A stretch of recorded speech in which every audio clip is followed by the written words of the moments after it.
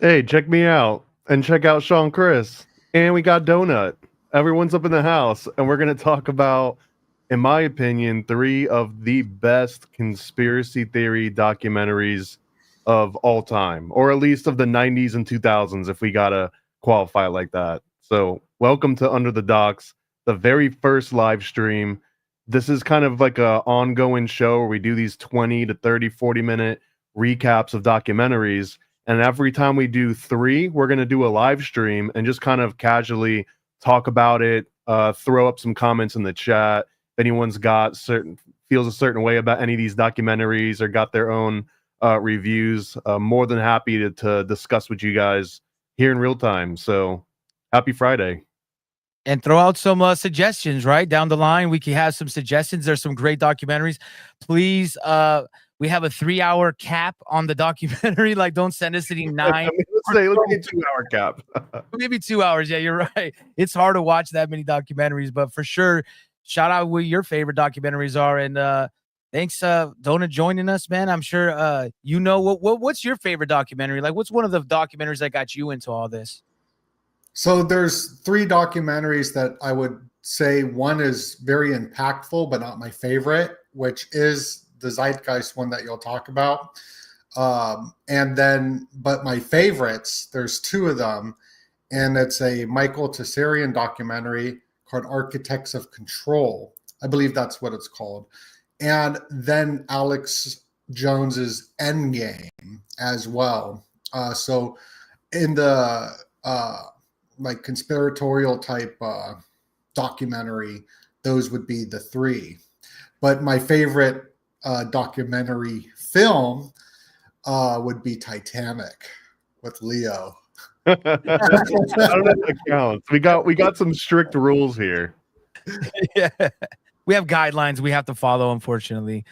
We also have an Alex Jones month coming up where we watch 3 of Alex Jones's documentaries.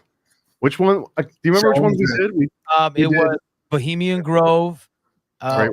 State one, and then we did one that's like kind of just to counter everything. It's the People versus Alex Jones, which is not an Alex Jones documentary, but it's just great to go because we went through it, me and Paranoid, and we were like, this is crazy because now you get that like context of like when he started to where he's at now. Like we kind of give you that full feel of who Alex really was. And I think that, you know, a lot of people call him a shill or they call him out and stuff. I think it's important for people to know that like he was really doing some of this stuff that we're doing before we were doing it, right? He was innovator. And I think if whatever you feel about him now at the beginning, he was very necessary. There was a version of Alex Jones that was getting in legal trouble for all the right reasons and not the wrong reasons, like going and protesting and causing a ruckus at a DMV for rejecting fingerprint scanning, or just these random, like it was him actually taking a stand versus him grandstanding. And it's a fine line in this world, but you can definitely see it when you compare 2020 Alex Jones to like 1990 Alex Jones. For sure. You jonesing for that. We'll get into the Jonesing when we get into Alex Jones month. I think that's in 2 months. I think it's June. I think we'll figure it out. But Obama deception absolutely broke my brain, and I was like, "Oh snap!" You know, that was a good one. That one brought me back into the fold. I think I had drifted a little bit. And I was losing my footing. I think I had just started working at Disney at that point. Like I was living in an alternate reality.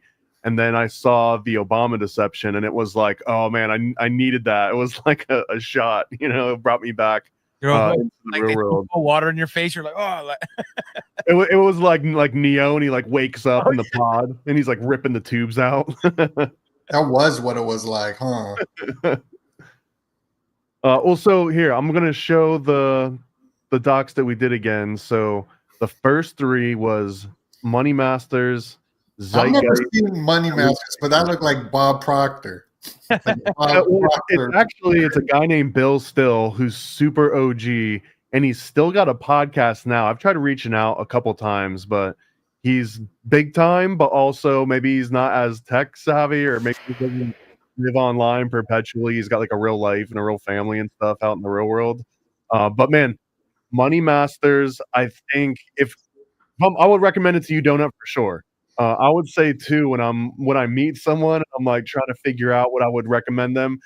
If I even recommend Money Masters to you, you should be just like a little bit humble, just because it means that I definitely would think that you could hang with it and get something out of it. I won't just throw Money Masters at anyone that's asking for documentaries, because it is a 3.5 to 4 hour investment in time, and there's like no downtime. They don't go off and do like, and now here's a cartoon that you can kind of like uh space out for a little bit. None of that happens. It is like jam packed with info for over 3.5 hours. Wow. Wow. And it was important for us to reach on that one because we both felt that that one connects all these other ones, the other two that we have. Like, you don't get everyone talking about the Federal Reserve and currencies and how banking works. Now, again, you would have to, like you said, Thomas, you have to gauge where you're at, right? Somebody that's just like, well, I don't know, like, I might wear a mask. You might not suggest Money Masters to, like, they're already you want to, like, you got to be like a fourth or sixth level in this to like kind of digest it, because you have to want to listen to the information they're giving you. You got to be 33rd level minimum to get to Money Masters. But so someone was asking, Calix was asking, what is Money Masters? Money Masters, it's a 3.5 hour doc by a guy named Bill Still, and he breaks down the origins of money as a concept, fiat currency. He talks about tally sticks and greenbacks and the gold standard and getting off the, like, it is the best crash course on anything that you want to know money related that was relevant up to like the late 90s. And it's prophetic because it was itself talking in the early 90s about this incoming depression and inflation and how money was losing its value. And it's crazy because at the time Money Master was being made, inflation would have been something that you'd have to have a little bit of a bird's eye view from. You'd have to have been live for 20 to 30 years to have seen that take place.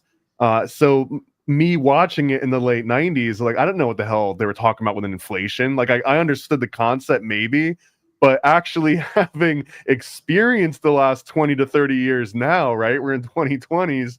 Now I've seen inflation. I think everyone has seen inflation act so much faster in the last 10 years than ever before. So now when you're watching Money Masters, it's like, damn, bro, this movie doesn't lose its relevance at any point. Even if we go digital, it'll still keep its relevance.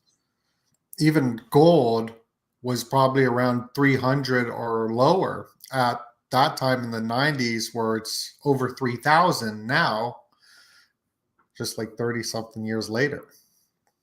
Have we seen Above Majesta? I think I've seen it. It's an alien one, right? We'll get into like alien UFO stuff soon. Yeah, that's that Ancient Aliens guy. I think I purchased Above Majestic like early on when it was announced. I did like the pre-order and everything.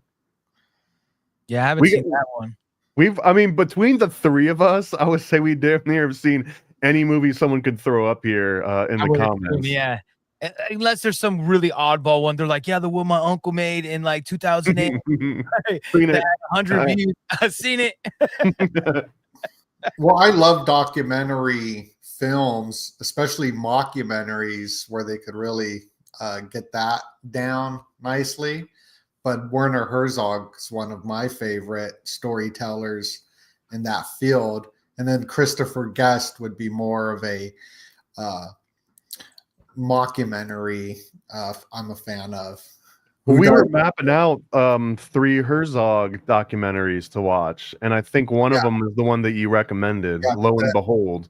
Yeah, Lo and Behold. The first internet message was low, like Juggalo, low, and if you watch that, it came out like 2016, and it's like where we're at like now. It's pretty wild. Elon's like being interviewed, and it was before. They're talking about Twitter and how you can send tweets with like your brain and stuff. Like just it's crazy. It's good film. That is a good one. And the Loch Ness movie, which he stars in, but it's not about it's about Werner Herzog, who's this documentary filmmaker. It's a mockumentary where he thinks he's making a real film about the Loch Ness monster, but really they're pulling a prank on him. That's a funny one. Werner Herzog's just so amazing. The ones we got picked out for now. If you got a better suggestion that we should swap in for these, we're doing groups of 3. So whenever we pick a certain theme, and shout out Calix, thank you so much. Everyone snatch up those memberships. And the more memberships we get, the more cool little emojis that I can add. I got a whole bunch, but like YouTube unlocks them every like 5 or 10 memberships. So thank you so much, Calix. My favorite Fiend was a really good one. I don't know. We got Grizzly Man, which in my opinion is like the most OG Werner Herzog movie of all time. And that like almost ever. Have you seen Grizzly Man? Are you asking Sean or me? Well, I'm asking both of you if you guys seen Grizzly Man.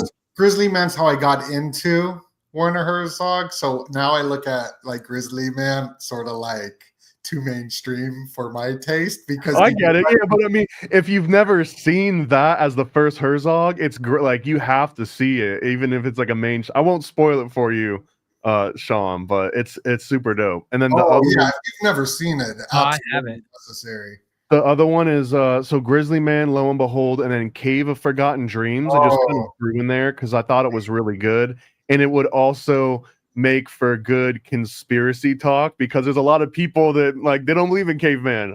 I think, right? Like there's a bunch of people they're like, no, it was Tartaria, bro. There are no cavemen. Yeah, that's the polarization, the great one, because I did an episode before about Tartaria, and people got a little upset because I was like, I don't know, man. The research that I seen that they said Tartaria just meant like undiscovered land. So like it was on a lot of maps, but it's like it was undiscovered. Like they're like, yeah, we haven't been there yet. Like, so it wasn't like a place necessarily, but you know, don't tell people that. They don't get too happy. we'll get there. We'll do some Tartaria docs. Graham McLeod. Man, there's the one that people keep sending me before. I forgot what it's called. It's like 9 hours. I got like 2.5 hours into it, and I was like, I'm done, bro. Like, not only is it 9 hours, but it's just poorly put together. The guy's boring. I was just like, man, I couldn't do it, man. Save it for the review. We'll get to all of those. And Graham's recommending Funny Thing Happened on the Way to the Moon. That was one of my favorite fake moonland, and that one was super mainstream. I think that one was on Fox at some point, like the Fox News station or something.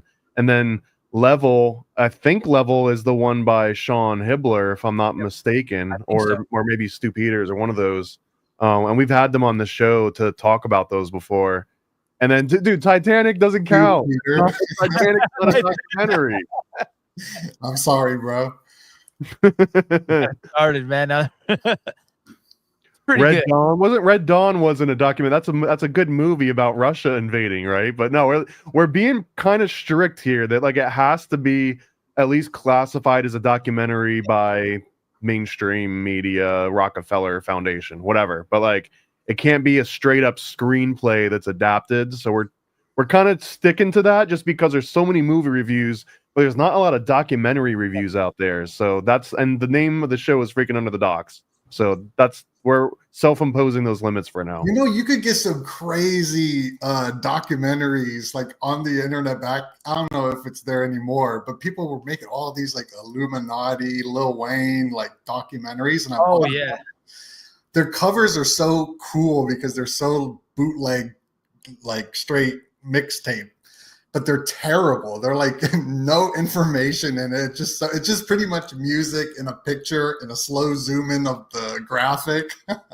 We've already got a couple of those under our belt, I think. Unfortunately, it won't be all conspiracy documentaries. So we'll do some rap documentaries and sports, and like we already mentioned, Werner Herzog. So we're gonna get into a whole bunch of different themes. Another good one of Herzog and is the one of the guy that's on death row, the kid. That's a good one too. There's a lot of really good like docu-series and stuff too, but I wanted to ask you too about Zeitgeist, because I think Zeitgeist came out in the early 2000s, and that shaped a lot of young budding conspiracy theorist minds around that time period. Did you see it when it first came out? For me, Zeitgeist, yeah. And this is what I think happens with Zeitgeist. If you watch this, you were a millennial, you had YouTube, sort of like probably Loose Change or any 9/11. Or Google Video, I think. I think it was pre-YouTube. I saw it on YouTube, I believe. I was around 17 years old, and this is how I got introduced to Jordan Maxwell, who is someone I really do my best to model after. Obviously not to his level, but I really enjoy his presentations and research and delivery and swag. And Zeitgeist was a millennial documentary in a sense, where millennials watched this and they broke the matrix. Unlike the boomers, they didn't have YouTube, so they look at the world totally different than somebody who was delivered this on a platter by the algorithms. And so I'm just kind of revisiting my life into this world that I just become obsessed with, seeing all the different symbols and whatnot. But this was a time where The Secret comes out, where they're bringing this, sort of Gnostic philosophy into the minds through. We'll have to do that one. That one I've got all sorts of thoughts about. But this was a certain time where you go into the bookstore and it was super mainstream. Right in the front when you walk in, it was just Fritz Springmeier books and David Icke books. Like, it was just totally pushed to the culture. Zeitgeist as well. And the generation before me, they were pushed with like the Zachariah Stitchins. And so I wasn't into that. I was a kid, so that wasn't really my generation. And now this new generation is getting pushed with this documentary, Europa, The Last Battle, which I've never watched, but everybody tells me to watch it. You see federal agents on the podcast telling everyone to watch it. I go to the damn barber shop, they're telling me to watch it. I podcast it, and I'm just like, I don't like to do what everybody else is doing. Yeah. But this is interesting about Zeitgeist because it was questioning all the religious institutions and making everyone being like, oh, it's all fake, That's just one small part of it. Then they released the next series of it, which was totally the opposite of all the great old researchers in the conspiracy Illuminati field, where they were very pro-American and very pro-America Constitution. And they also didn't push, they were religious, not religious, but they weren't forcing it down everyone's throats like today. And I believe this is all sort of manufactured in a sense. This is just something that I've been thinking about, just seeing my own life and then watching it rehash itself right now with being the conspiracy movement is ultra mainstream. Joe Rogan's the most mainstream podcast on the planet. So this ethos of thought of we're questioning the narrative of the story, but also being led into a socialist paradigm as well. So I know I'm just throwing stuff out there, but yeah, Zeitgeist definitely was a big thing. I'm just trying to throw some stuff out there just to kind of an alternative narrative that most people don't talk about of the power of something like this. Hey, shout out to Mario. Thanks for hanging out as always, man. Mario and Mia.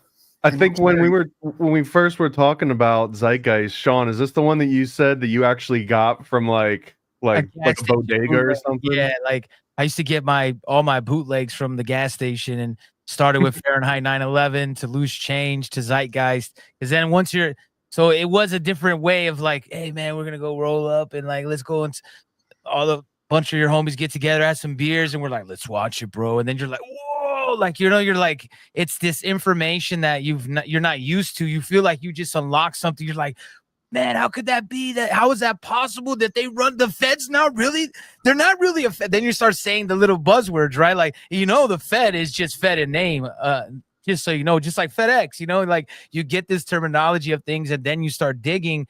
But I like what you were talking about, because I think that is something that loses, like, right in the site. Like Zeitgeist pushed a lot of these movements of like where you get some of the libertarianish, right? Where you get a little bit of the BLM, where you get the Occupy Wall Street. All these movements come from that, of this mindset of like, hey, the system's broke. The system's not what it used to be. And you know what I mean? Like it's got you trapped. We're in the matrix. We need to get out. And the way Zeitgeist, like I think you said it the best, it's like a conspiracy mixtape, right? I think that's how you described it. And it is, because it's just the best hits. You got Jordan Maxwell, George Carlin, you know what I mean? You got the little cartoon here, like a lot of stuff from Loose Change. Like it takes a lot from everywhere, and it was pushed. Just like today, like, yeah, Rogan can say some things, right? Like he says things that we're like, oh man, dang, you wouldn't have said that like 5 years ago or so, or maybe longer. But there's still like this echo chamber syndrome, where people are like, you either have to believe everything in Zeitgeist, where there's like stuff where I'm like, yeah, well, that seems cool. Like I can buy this part of it and this part I don't. But it pushed us into this fear of now where we're like, you have to believe everything that I believe or you're against me. Well, and the mixtape, I think, is a good analogy for that, because, like, for example, one of the mixtapes I remember early on were like Punkorama. Like, if you like punk music, Fat Records would come out, and it would be like one of each of their big bands would each get one slot on this album, and saying like, "Oh, you don't like Zeitgeist? So what's wrong with you?" It's almost like saying what you don't like every single musician on a mixtape. Of course you won't. Sometimes you just like 3 or 4 of the cuts out of the whole mixtape. So. And that's probably my biggest criticism of Zeitgeist too, which it's kind of a pro and a con, that it doesn't really have its own voice. Like Zeitgeist isn't really saying anything on its own. It's just, here's a whole bunch of other people's points of views mashed together and editorialized just through the editing itself. We're not talking about Zeitgeist 2. Zeitgeist 2 is like a completely different fever dream. That I remember when I saw that one, I almost felt like, oh, someone tricked me into wanting to believe this one because of how dope the first one was. And I was like, there's no way, bro. You're not selling me on getting into the weird, like, magnetic car and like eating bugs and getting the UBI stuff. And also, I remember when I watched Zeitgeist, I was offended by it, you know, by Jordan Maxwell. Like, I was like, how dare him say this you know, about like religious stuff. He was talking about Jewish stuff, and I was like, oh, how dare him. And like, I'm like a teenager, and I'm just like, but then like a week goes by and I'm still thinking about it. I was like, what was that guy saying? Now that I'm more neutral in my hormone stage of life, where I'm all crazy and just like punching the drywall. And then I listened to it and I was like, this guy's dope. And then I just went down this rabbit hole, and I became so obsessed with his research, and then that added on to other people's research as well. But so when somebody gets like offended by something, it's kind of like a cool journey in a sense for them, because like that's going to lead them somewhere. Like I remember my cousin out in California, I would point and be like, look, those are swastikas for the symbols of your town. And he just laughed at me and moved on. And then like 10, like 20 years later, whatever, we're talking on the phone. He's like, bro, do you know, like, there's swastikas in the town? Like, that's what that is. And I didn't say nothing. I was like, oh, for real? But yeah. Everyone has to see this or come in contact with this kind of info at different phases of their life. The same way that I mentioned how the Obama deception, right? It like snapped me out of something. I'm sure I had seen some Jordan Maxwell around that time period too. I was familiar with him, I think, through Zeitgeist, but it didn't really, like, sometimes you gotta have one thing that clicks, and then you're like, oh my god, I have to reread everything I've ever read and relearn everything that I know. And Jordan Maxwell was one of those examples that I think I got out of Zeitgeist. And I wanted to just say, bless whoever was selling bootleg copies of Zeitgeist out of the gas station, right? Because like there's a special place in my heart for getting that kind of info, because you might be reaching people that would never go on Google Video and watch something at that point, right? And I actually used to do that. I think I'm out of the statute of limitations or whatever it is, but I used to slang some bootleg movies in the early 2000s. It was a side hustle, And I remember just throwing in extra. It wasn't anything dope like Zeitgeist, you but deserve the money, bro. You burning them discs takes forever. yeah, man. And they fail all the time. Well, I mean, I'm not going to get into the technical, but I had a corner on the market, bro, because I figured out how to burn them the CDs instead of DVDs. I could even get the entire movie of Scarface on a single CDR and have it play. That's right there. Yeah, it was, bro. It was the another time, right? It was so cool. And the part of the cool part of that is that if someone came up and they bought like 3 movies or 5 movies, they're getting a free copy of Fahrenheit 9/11. Sorry, I didn't have anything better than that. Maybe I'd throw like an Alex Jones or something in there too. But like, yeah, just a humble sort of conspiracy farmer, like planting the seeds. But I think we should go back into coin the term you guys talked about. Maybe it's a conspiracy boomerang effect, right? Like at first you might not get it, but later on it comes back around, and you're like, as soon as you come up with a new perspective. Because watching these films was interesting because we saw them a while ago, right? I think all 3 of these particular films with Zeitgeist, Money Masters, and Loose Change, it was like 20 years, like around, like when they first came out. Like, well, obviously a little bit less for Zeitgeist, Loose Change for sure, 20 years. Plus that one's pretty mainstream. It's gotten out there a lot. A lot of in the truther community, almost everybody knows what Loose Change is, right? Like if you're like on a conspiracy podcast, like you'd kind of feel weird if you're like, hey man, you seen Loose Change? And they're like, what is that? Like you got to at least know what it is. You may not seen it, but you definitely got to know it. And I think that these films, going back and checking it out and seeing how they hold up the information, that's the real incredible part. Well, they don't always all hold up, right? Like I think these 3 did though, for sure. Like without question, all 3 of these movies held up 20 plus years later. Every single one of them. I wouldn't change anything about any 3 of them. I mean, I would say Money Masters is still the hardest one to get through. You know what I mean? But they're all like at the end of them, none of them are like, oh, that didn't age well. If anything, they aged better than expected because they were prophetic. And also all the like new mainstream religious institutionalized podcasts that are pushing conspiracy theories and stuff, and even big artists like Kanye, they're stealing Jordan Maxwell's work with the whole Semitic thing. That was him. I don't know anyone else who has ever broke down the Semitic term. That was all Jordan Maxwell. And I mean, I watch all these like videos for a lifetime. Correct me if I'm wrong, but that was Jordan Maxwell who brought that information to the table. And everyone using his work for their own political agenda is omitting all of his other information, because that dude went to all the religious institutions and talked crap about all of them. So they're stealing his work and using it and weaponizing it in a sense, which aggravates me.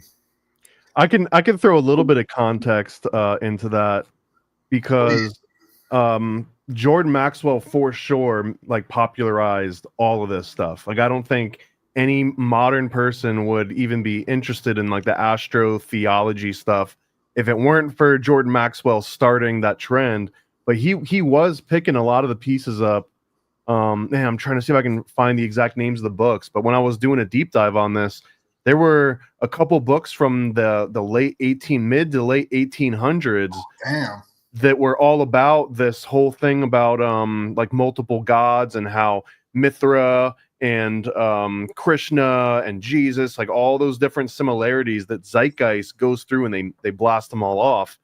I heard all that through Jordan Maxwell, who gave it more credibility than Zeitgeist did, because Zeitgeist was just like, here's some stuff that's out there, but it didn't go as in depth as Jordan Maxwell did. But both of them were pulling a lot of that info from these books in the 1800s. So it's been around for a minute, but it never really got popularized. And I think that Jordan Maxwell did the first biggest bump in making people care about this, maybe alongside William Cooper and Mystery Babylon, because I think they were both talking about similar stuff around that time. And then Zeitgeist injected it into the online crowd. Like it hit a new demographic that Jordan Maxwell and William Cooper just hadn't tapped into. and William and Jordan did a show together where they first like met on the show. It was an incredible podcast. I don't know if you ever listened to that one, but it's really I don't good. think I have. No, that sounds like a VIP episode. Oh yeah, Bill Cooper is just all like, yeah, we talk about a lot of the same things. That's what everyone's saying. It was a good show. I So mean, you one of those books, by the way, it's called Natural Genesis by Gerald Massey, and it's from 1828. So Wow. this info goes back mad far, but a lot of people never looked into it until it got popular through like the conspiracy crowd of all places. So you're saying something, Sean? I mean to cut you off. No, you're good. I think that also, if you think about it, like you wonder if Jedi Mind Tricks was watching Zeitgeist, right? Because then they started having like Jordan Maxwell on their skits, and then before a song, like an interlude, and playing him and his album. So it maybe Zeitgeist. Now that I'm even thinking back on before when we're doing an episode, I didn't mention it, but like maybe they are one of the main figures that was pushing him out there, right? Like I know he was already out there, but to the mainstream, to like the level of how many people know about him, or at least know his work. Well, Oh, I know for yeah. sure. I got familiar with Jordan Maxwell's voice off I think it was a Kill Army album, or it might have been like a RZA Presents mixtape somewhere. But it kept having these clips talking about the maritime law and all this, and I was like, man, that's such the coolest info ever. And I never knew it was from. And then when I finally saw Jordan Maxwell like doing a speech or giving one of his talks, I was like, oh my god, it's the dude from the Wu-Tang song. And I was sold already because I had heard this clip so many damn times, and I was finally putting the pieces together. That was the I think it was the Swarm album. Yeah, I think you're right. It was a Swarm album. And also going back to Jedi Mind Tricks, their first album was called The Psychosocial, Chemical, Biological, and Electromagnetic Manipulation of Human Consciousness, which was a conspiracy book. And also he was a big fan of nonfiction. That's what it seems like, listening to his music, always shouting out, like just listening to his music. And they worked a lot together too. Like they kind of like exactly passed a lot. So they had a lot of like intertwined with each other. And they were like the OGs of a lot of, for me at least, with the Illuminati symbolism and songs, black helicopters and all that. I gotta throw this out here just because, but I actually managed to do a collabo with Army of the Pharaohs. I produced a couple of tracks on King Size's album, who's in outer space, and outer space is in Army of the Pharaohs, and yeah. Around the same time, Seismology, yeah. The Zeitgeist movie I watched, and I'm listening to the King Size album that year. Well, there you go. So the very first track on the King Size album, that's a Sound Scientist song. Yeah, I'm listening to it driving around, and now I'm chilling. That's crazy. But it's kind of funny because you mentioned it earlier, Donut, like that it's like this push, right? Or is it like manufactured, or is it like, naturally grown? But this fear was all these people, these like groups, like, cause like when you go to like nonfiction and Army of the Pharaohs, Jedi Mind Trick and other groups of that era, the early 2000s, like there was this like we're underground and we're conspiratorial, right? Like it went hand in hand. Like even Immortal Techniques first stuff, like in artists of that nature, there was all like this anti-government and mixed with a little bit of conspiracies. Bush did 9/11, like, you know what I mean? And all these films came out at the same time. I mean, you even had System of a Down, right? Like the big mainstream one that was just like, why are we going to war? And the Iraq war was going on. And it always makes you wonder, is this just like just happens like organically, or is somebody manufacturing it? Well, you tell me this. How is System of the Down talking about kombucha in their first hit, and now everybody in every store has kombucha in it? So it's definitely predictive programming. They're planting the programming. But so I think there's two categories of that. So one of those is straight up politics. Let's not go to war.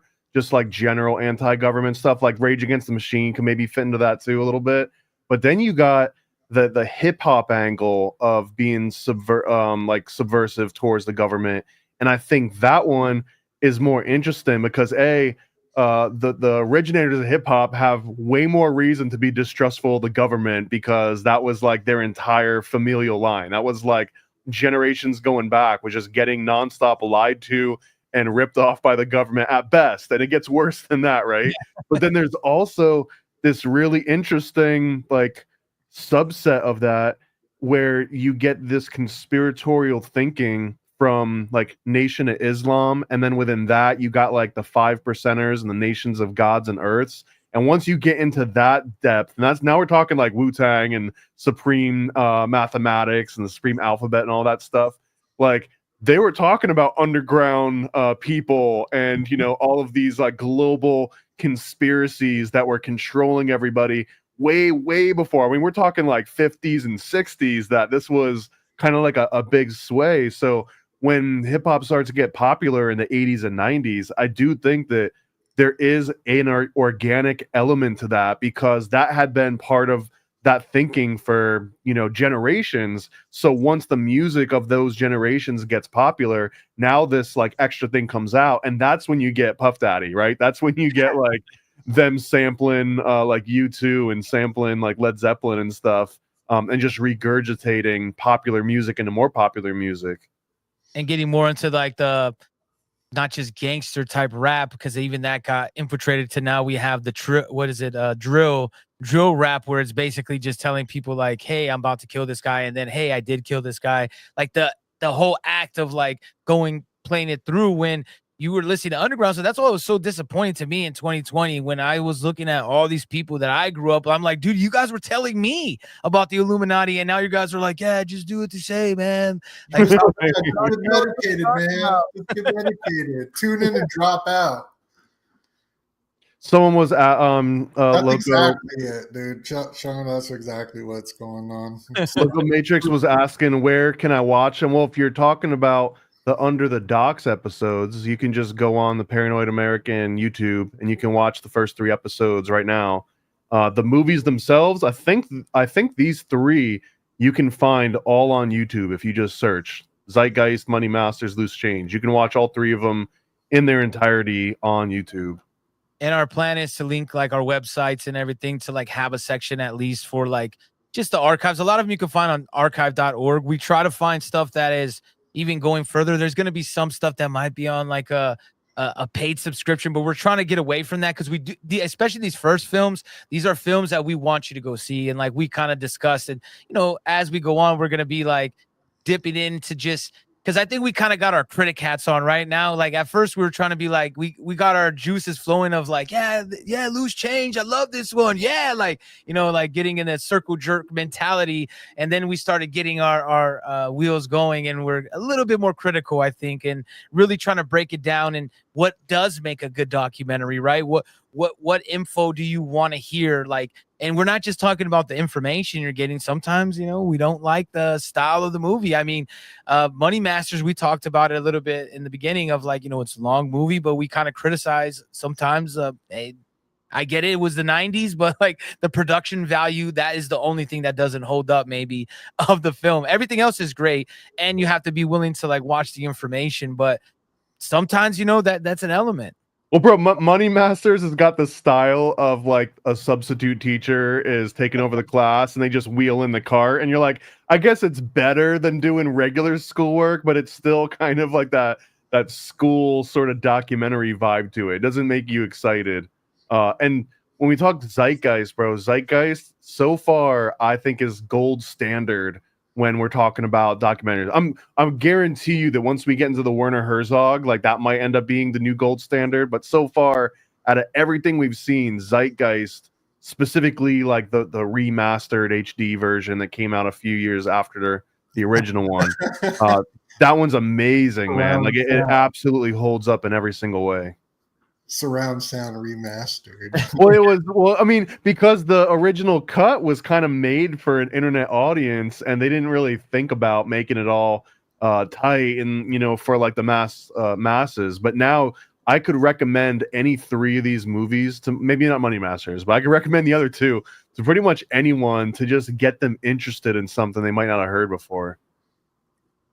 And even to go back on like the hip hop, like conspiracy little thread that we keep tugging on. Like that's what Loose Change was, man. When you were listening to Loose Change, it had that hip hop feel, the beats that like kind of drug you into that like underground hip hop world. When I say hip hop, I'm not talking to, at the time there's still 50 Cent and other artists of that mainstream caliber, but there was a huge underground movement that was starting little by little, brick by brick, on the West Coast and the East Coast and down south, that were talking about things that maybe they weren't supposed to. It started as like from, to Public Enemy, Fight the Power, and some NWA of like, F the police and things of that nature. And then it escalated into like, Prodigy and Dead Prez and Jedi Mind Tricks of like, hey, not only are these cops bad, they're also lizard people, bro. Like, it's not just that they hate you because of the colors. They're like a whole different species, bro. And you're like, really? Like, and it opened this mind. And I think these films were in that same realm of like, I think a lot of these artists were watching these films or similar films of this nature that was giving a lot of the material that they were using and giving to other people. This is a good question. Is Jordan Maxwell wrong? Well, I mean, about what in particular, right? But I don't know. I personally, speak of myself, I think there's a few things that he was maybe wrong on, but also he's been gone for a minute and he didn't really have access to the same information. I think that he hit a groove at a certain point and he got so convinced in his own groove that maybe he like went a little bit too hard in the paint in certain things and didn't open his mind up to others. But I mean, none of that to take away from Jordan Maxwell. I think that he is absolutely an OG, worthy of research, worthy of suggesting. I don't find really any fault with the man, other than what he's not perfect. He didn't get every single thing that he ever said was 100% accurate and sourced. I mean, join the freaking club. He didn't have Google. He had to go to the library. How did he get away? Well, maybe that's how he got away with telling us all the secrets, is that a lot of the stuff, again, was from the 1820s and the 1860s and 70s, and it just never got popular enough. And I still credit like hip hop for making some of that same kind of information popular. Like now just talking about it, I'm pretty sure I was introduced to astrotheology through KRS-One, because he's got that song, I think it's called Fourth Quarter Moons on I Got Next, or maybe it's Return of the Boom Bap, but it's the very first track, and it starts out, the truth is the truth, whether or not you like me, we are living now in the age of Pisces, and he just goes on this whole entire rant about Jesus being this literal like astrological figure going through the different zodiac in the sky. And I mean, like, I wonder, like, would KRS had made that song if it weren't for Jordan Maxwell and William Cooper? And some of that makes me wonder too, when people like, yeah, I think Jordan Maxwell could have some stuff wrong. Like, I can't go point exactly what he said wrong or anything like that, but that's life, man. Like, nobody has it right. Bill Cooper got stuff wrong. Alex Jones got stuff wrong. Sean Chris gets stuff wrong all the time, man, because we're processing these thoughts and going through the motion of trying to figure out and put pieces in place. And what I thought of 10 years ago is I'm in a whole different place now, from my 30s to my 40s, from my 20s to my 30s, from 15 to 20. Like, you keep progressing, like, and growing. And I think there's too much on this who's right, who's wrong. Listen to the information. There's a lot of people that I like disagree with, or I'm like, I don't know, man, if that's right, but I'm going to listen because there's a possibility that something you have in there is right or going to put me in the right direction. I like how OG we all are, like because there's like this whole new space of and I'm not dissing them at all, but there's a new space of people who just got into this information because they were locked inside their homes just 5 years ago.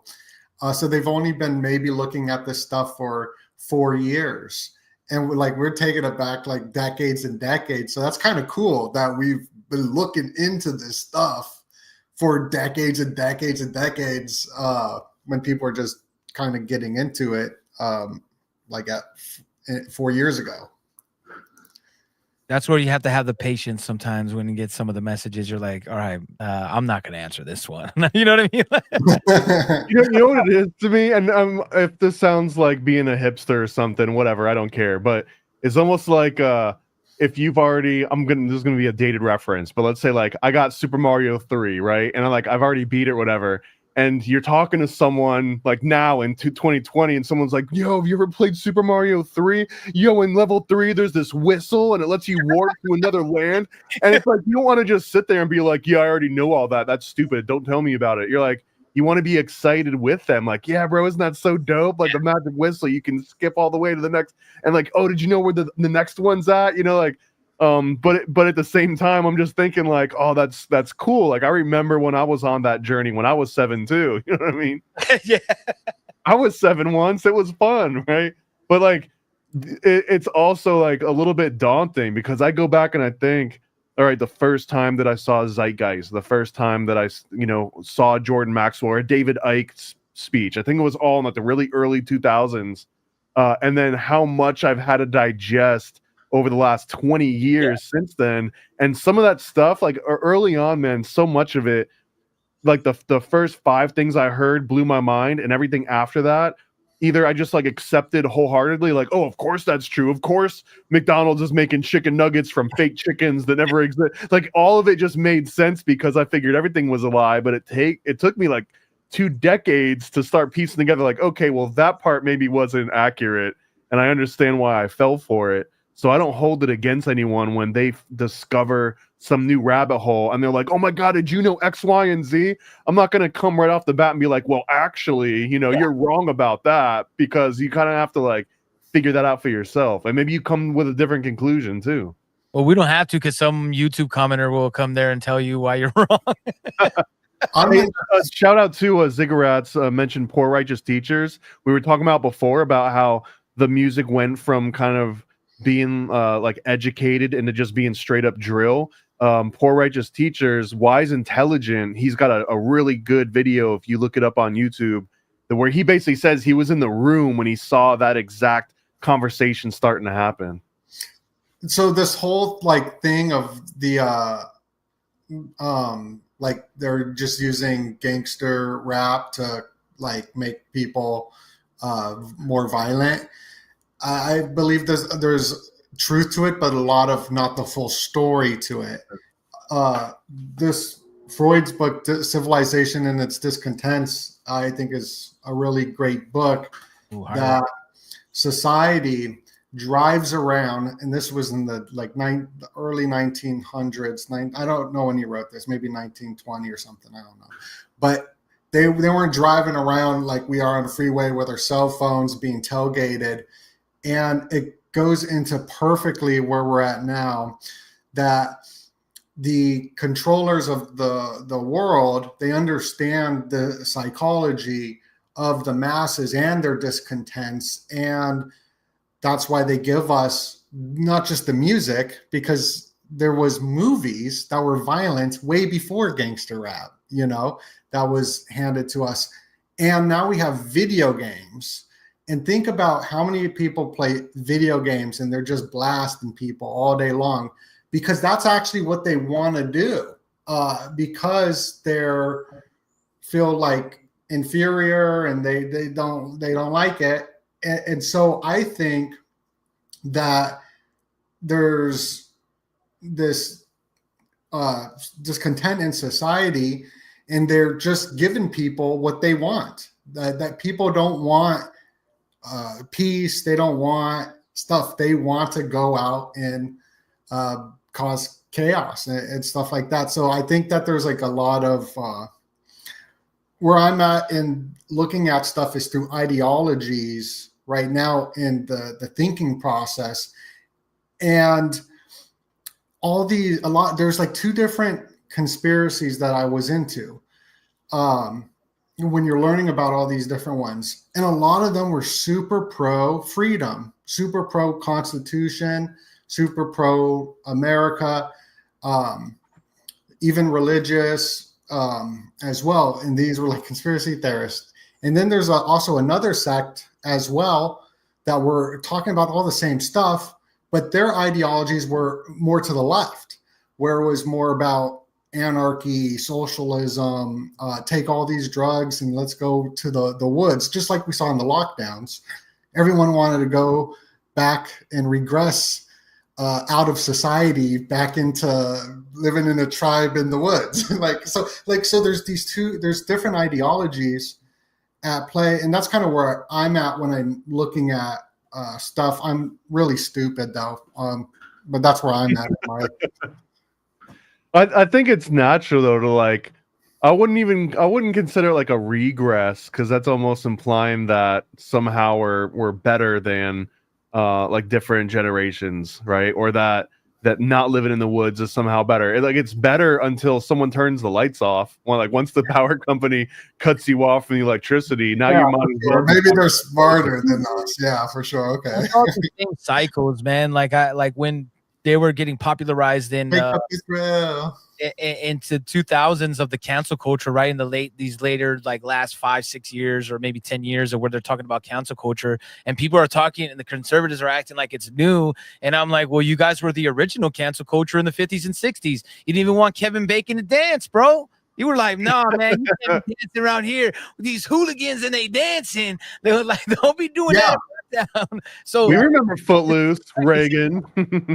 Yeah, no, that, and also to even like when you get into the satanic panic stuff, right? Like I think that's why I think, like you said, I like the perspective of like 20 years ago, I was the same way of like, yeah, dude, it's all fake. So I think sometimes I have to show grace to people too, and that's what I try to do is like, I get it. You might have just getting into this after you get in 20 or plus years, you kind of go, it's not all fake and gay.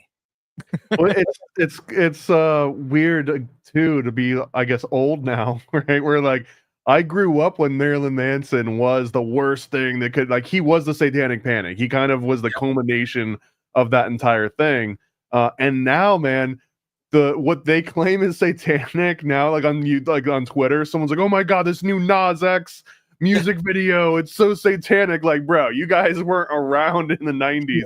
Like it was way more hardcore. If you were looking for Satanism around every corner, you could definitely find it in every song, in every music video, like it. But that's a theme. I think that stuff is just seeds. I think a lot of times, like what these documentaries are for us, right? They're the seeds of us looking into stuff. Like if you're just gonna listen to a documentary and go, hey, they got all the answers, they're telling me everything, and that's all. No, it's supposed to put you in a direction of like finding these people like Jordan Maxwell or looking at Loose Change. That's what's one of my favorite conspiracy documentaries of all time, because it has so much impactful information that to this day, like you're like, yeah, what's up with Able Danger? And people are like, what? Like people still don't know a lot of this information because of the psychological warfare of patriotism in my eyes. Like it's like we can love our country, but that's not mean I'm gonna be like, yeah, whatever you want to blow up, bro. Like, I'm down, I'm with it. We're like, well, no, we like our country, so let's prosper.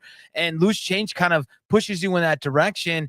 And then Zeitgeist kind of like gets you a little thinking of this whole religious dogma of where like, hey, I have to listen to the church. And it's, now people could take it as like, hey, Jesus did exist, or they're blasphemy and this and that. But to me, I take it as like, it pushes you into direction. Like maybe I don't listen to everything the church says. Maybe I don't listen to everything the government says. Maybe they don't have it all right. And not just like, oh, they're all against me, because obviously I still got to live, man. Like if I would love to not pay taxes, but we'll get into that in later episodes. Also, like what you were saying, Sean, about the conservatives were the woke movement back then, and we see that even now today, that it's all about this narcissistic psychopathy control.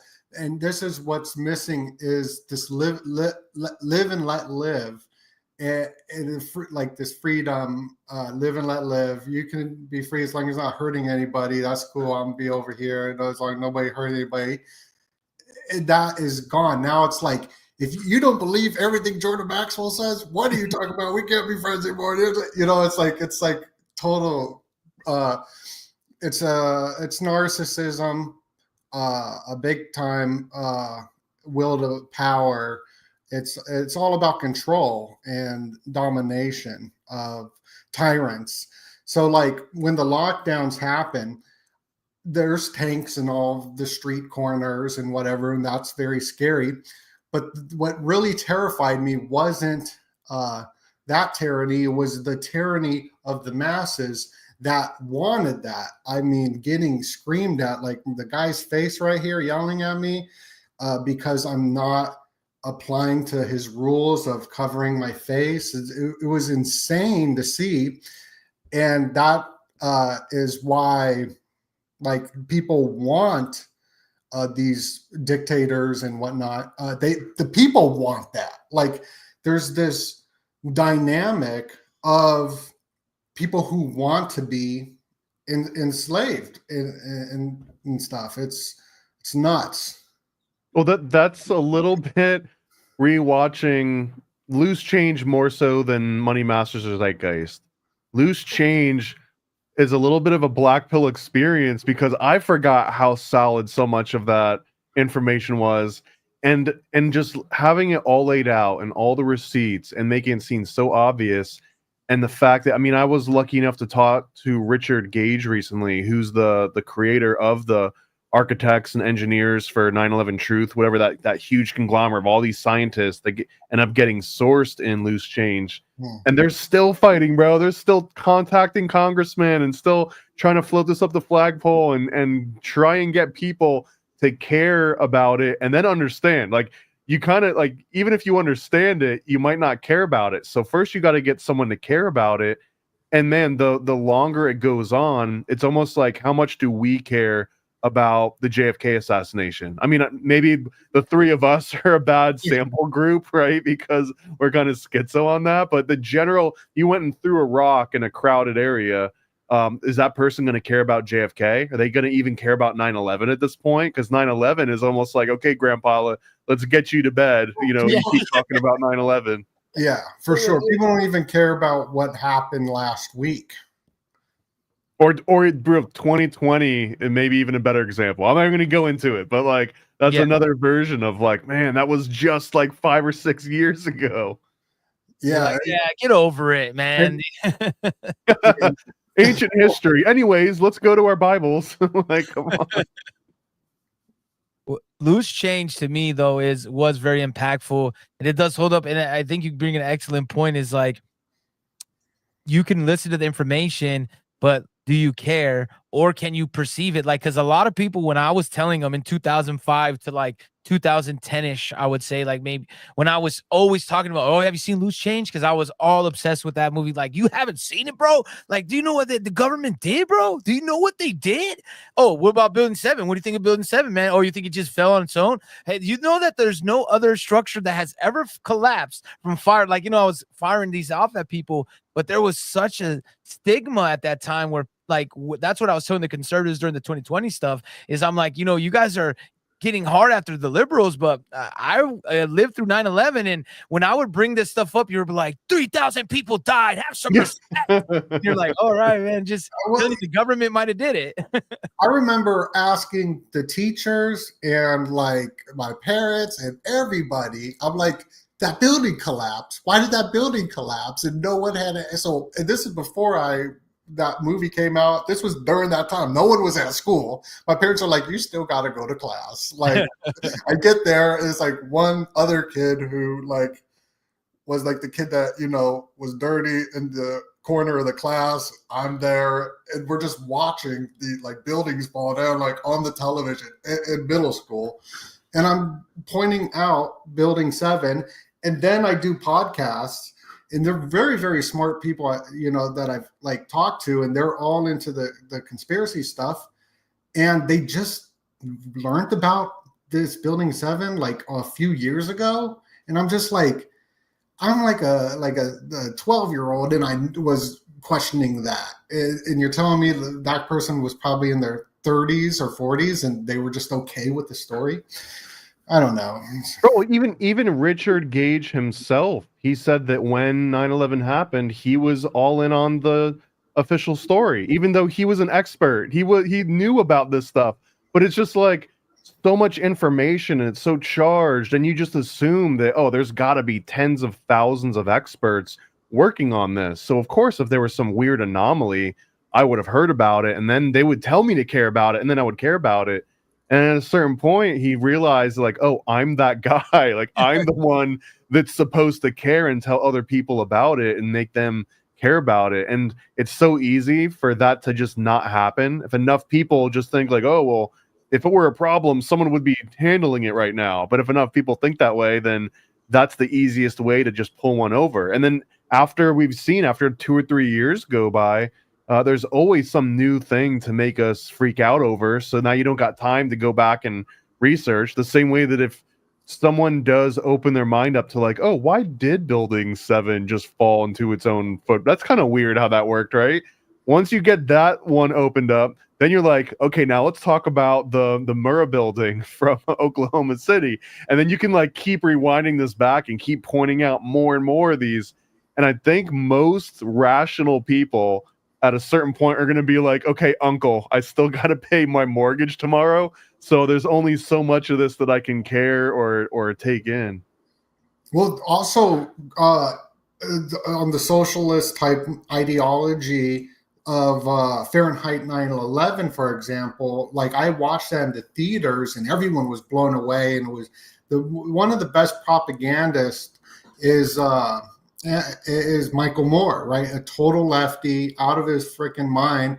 But when I watched his movies as a kid, it was like, wow, this guy's fighting the system, bullying for Columbine. I watched it like a million times because it was so well done. Then I get older and I'm like, whoa, that's like some dude that's not even from America telling Americans to give up their like Second Amendment. And also like even the South Park guys were like, why did you put that in the film? And that's why they make fun of him in South Park. And they make him all like, rah, rah, rah, rah, all crazy because he totally misrepresented what Matt Stone was saying, and he put him in this propaganda piece. So I don't remember anything that he was talking about in Fahrenheit 9/11, but I remember being very impacted by it.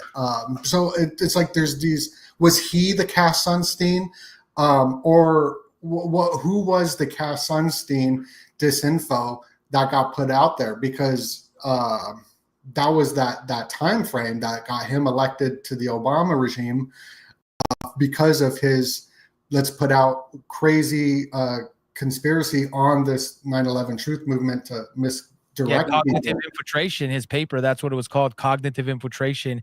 It was like it's all on killthemockingbirds.com. Go to disinformation section. I have it up there. So because I encourage people to read this, it's a document that is talking about infiltrating conspiratorial groups and giving them false, good, all kinds of different information. And that's back in 2008. 2007, and then now you look at the landscape and things are everywhere, right? There's so much information that you're like, I don't know what's real, bro. Like I have to go through it and I have to soak it in because there's so much wild stuff. And I mean, unless you're actually working with stuff like, for instance, AI, right, with the music, like people are like, oh man, and I'm like, I can tell because I'm messing with it. Like, and if you mess with anything, like I'm sure like if you mess with the videos and like all that, you can tell. Bro, that's crazy that you're bringing that up because that's where my brain was going. Really?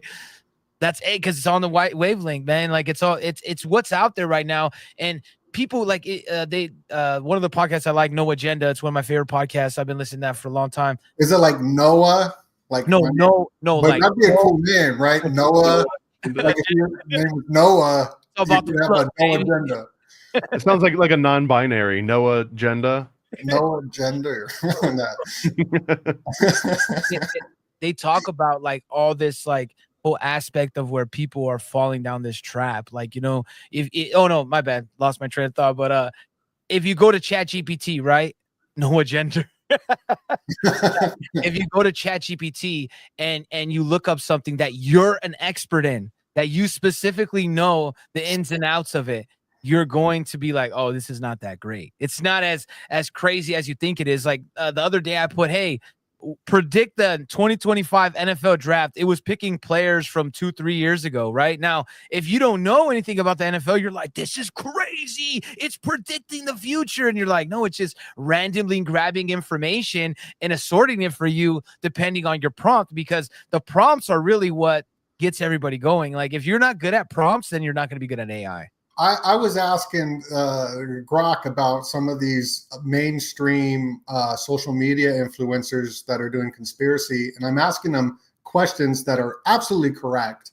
And Grok was like, no, they're awesome, they're great, and they're like promoted it and listed all the different like channels and recommendation, but also the AI video. I've been learning. Paranoid, he's the master at the AI video, and I've been working really hard. So I'm looking at AI videos all day. And I swear, I go outside, I start talking to people, and I'm like, "Yo, this guy's AI." I'm telling you. Have you gone through that yet? His hand starts morphing into like weird shapes when he's moving it around. Have you seen that yet? That happened to you too? You just start looking at the AI like faces so much that you start looking at real people, and then you're like, "What is that guy AI?" Like, you know, what happened to you, or am I going? There's actually a term for that. I don't know the exact. I think it's called Tetris brain.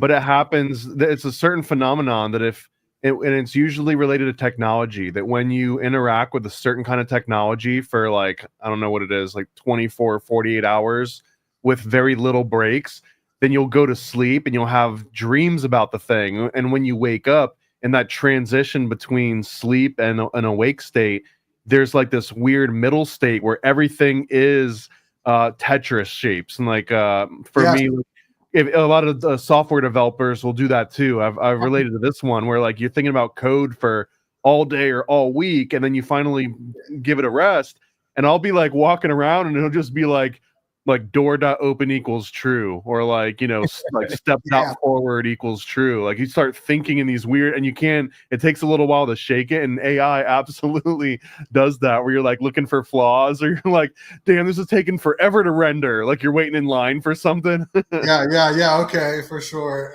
That's probably how people feel with playing video games and Grand Theft Auto. Or I've noticed this with being on Twitter and just staring at it for hours or whatever, doom scrolling, then go to bed, and then like I'm still doom scrolling in my like eye, sort of, when I close the eyes. Yeah, the Tetris brain. I had something like that happen to me when that game Max Payne came out. I think it was. Max Payne. You're like going into bullet time all the time. Yeah, that was like slow mobile. Like, yeah, that was sick. The graphics for PS2 compared to where we were at, I was like, whoa, bro. Like, and I went outside and I was like, I think I was like young adult, like 18 to 20, somewhere around there. And I was like, man, like, but everything looked crazy to me because this new way of looking at things. But that makes sense. You get stuck in there. Maybe people could watch these documentaries and get it stuck in their brain, and maybe we'll finally figure out what those dancing Israelis or what this implosion of the buildings were, or what really happened. Well, so like that whole dancing Israeli thing, there's no video of that. There's that picture of them at the van taking a picture, but there was other cultures actually celebrating and dancing, but that doesn't get brought up, you know. Or the bombs of the Washington Bridge. Even Immortal Technique talks about that, right? He said when they talked about the bombs of the Washington Bridge, there's also a lot of people that have gone into, you know, and I think that what happens is people like there was like that same morning there was bombs. Like, I mean, like I said, even Immortal Technique says it in his song. He was like, you know, they talked about all these bombs on the Washington Bridge right before all this happened, and then the story just like kind of vanishes. Like, and a lot of people that were saying that were people that were in New York. This is not necessarily something that we were hearing nationwide. You know what I mean? It was a New York thing, yeah. What I believe. So just like and also too that like when they hear the dancing Israelis, they think of like just random like Israeli people. No, it was probably an intelligence agency. Like, because a lot of people believe Israel runs America, and I tell them no, America runs Israel. Like, they created them, like the whole state. Like, as far as statesmanship, that's in my opinion, a piece of like America's extension of like, yeah, like that's our reason to be in the Middle East, right? Like, we know. It just doesn't make sense to me that a smaller country like with less military capability would just be bullying us around. We're just like, no, yeah, we pretend like, what are you doing? But they do the things that we want them to do as far as the governments, right? So I think like when the thing that gets forgotten about the dancing Israelis is like these are Mossad agents, which are pretty much like the underlings of the CIA, right? Like Mossad and CIA go hand in hand, and I think people forget that when they talk about it. I think this is one of the better parts of Loose Change, is that they don't get into the speculation of who did it. It specifically focuses on the engineering, on the military logistics, on like which planes were grounded, which were allowed to fly. like the where people were in different phases of government and like how they react. Like it is all so objective, and I'm so happy for that. That's what makes it something that I could still recommend to anyone, even in 2025, because it doesn't have some of these hot takes that have kind of been battered back and forth for the last 2 decades. Yeah, Matched around, and I think you made a good point too when you were talking about it. I think when the breakdown, you were saying how like not loose change, like it has a smoking gun, right? Like it has its actual, like it's not like where we're just like, I don't know, maybe it was this country or this country. We're like, no, well, you can see the pattern of the exercises. I mean, they have the air traffic controller contact, and they're like, hey, we got some guys. We need to scramble some jets. They're flying planes into the buildings, and they're like, "Is this real world or exercise?" Like that right there tells you, like, how was there an exercise just conveniently the same time as this is happening? That means that there's some knowledge to what was going on, and I think that as time has progressed and people have lost, like, not really seeing loose change, right? There's a lot of people that didn't even know like this movie existed. They've woken up, like, say in the last 4 years, or they're kind of seeing things in a new perspective that they haven't seen, that a lot of these pillars like Money Masters, like Zeitgeist and Loose Change, because they're important pieces to the puzzle. And then they're like, no, bro, it's all holograms, or no, bro, it was the dancing Israelis, or it was this country, it was that country. And you're like, bro, there's films that have already broken this down and have the receipts. You don't have to guess, man. You don't have to, like, there's no guessing power involved. You can just look at these exercises and events that had already happened. And like Paranoid said, you could go back further and like we could talk about other things that have fallen down or blown up and seeing the same track record and receipts. Jordan Maxwell showed the federal edifice, which was written in the 1700s, and it was sort of a satire article, but it showed 2 pillars collapsing for the Saturnian age or something like that. So it's just like very symbolic. Even that whole thing that went down, you can just see like some symbolic ritual.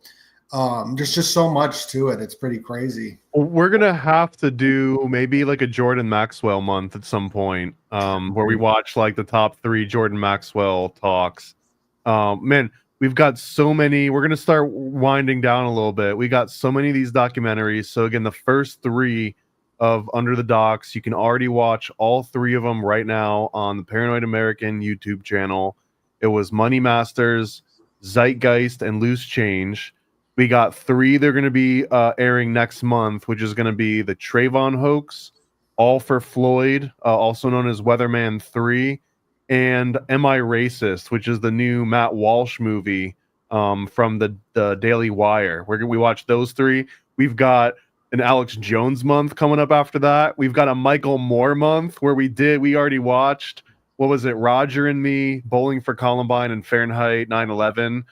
We've got so many of these plans. Someone else was mentioning in the comments, like they want to get people hip to trafficking. We did like I don't know if it was a trafficking month, but we watched Conspiracy of Silence, which is, in my opinion, like the most OG documentary on that particular topic. So we're going into anything and everything. So if anyone's got suggestions on like a theme or certain specific documentaries that you want us to review, drop them in the comments, send us an email. Just, come hang out with us, watch the live premieres, and then we'll be doing another one of these live streams every single month. We'll do it on a Friday, and we'll talk about the previous 3 documentaries that we saw.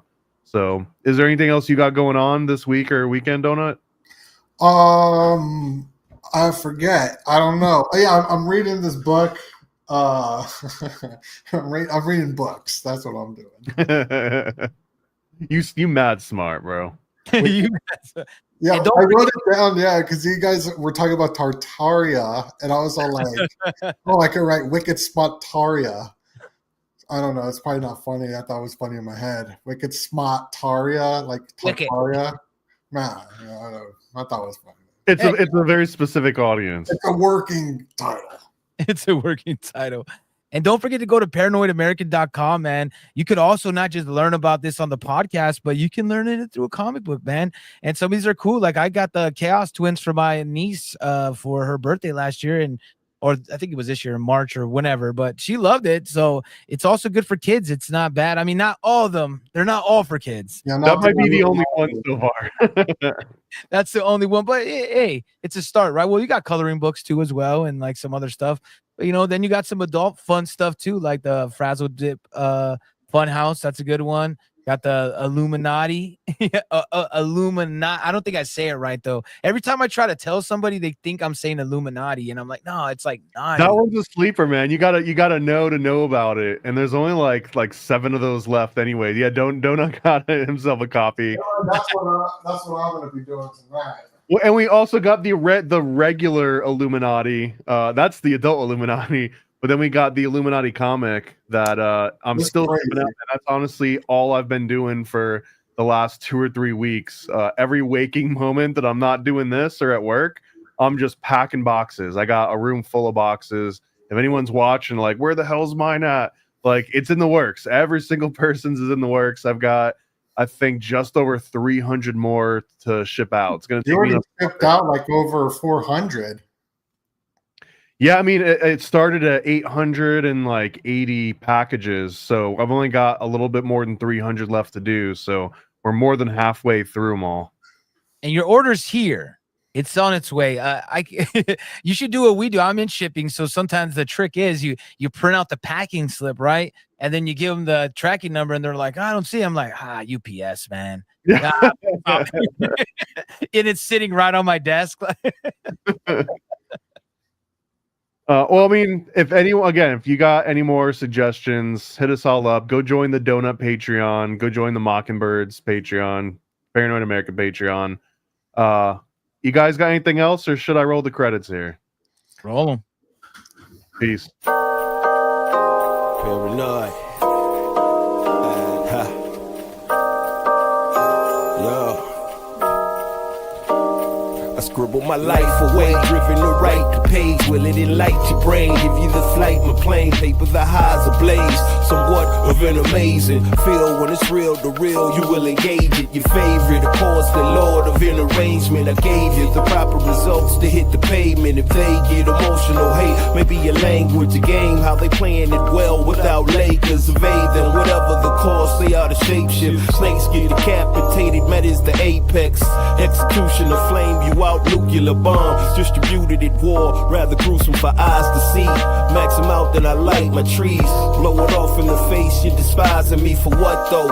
Calculated and rather cutthroat. Paranoid American must be all the blood smoke for real. Lord, give me a day away, vacate. They wait around to hate whatever they say. Matters not in the least bit. We get heavy rotate when a beat hits, so thank us, you're welcome. Fuck the niggas for real, you're welcome.